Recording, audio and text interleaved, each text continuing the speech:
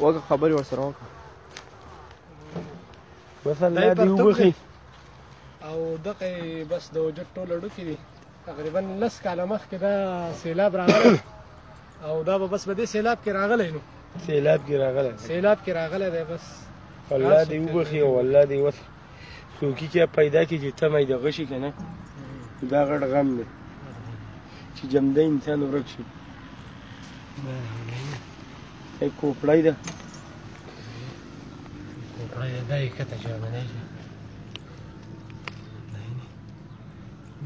د خپلو کې دی دا د ولي دا دغه د ولي دي دا د ول دا یې غلان یا کنه دا چجي دي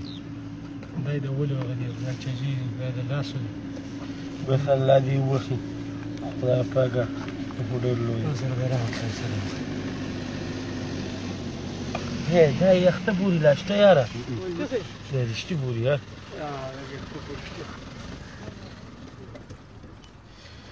یخته پورې شته دا دی یخته خو به دغه ځای کې دې سره دغه شوي دي نو هغې سره جام شوي دي که نه خاورې سره جام کړي دي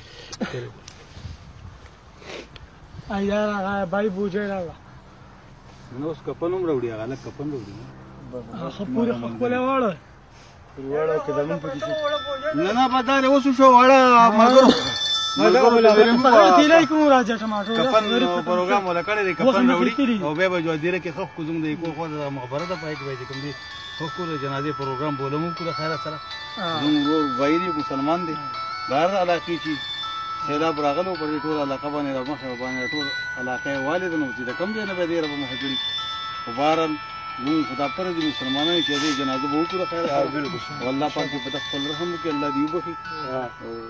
ډېر ګران بني آدم دی خبره ده دا خو هغه چپرته خو راوړل دا نه ده کفن ولاړی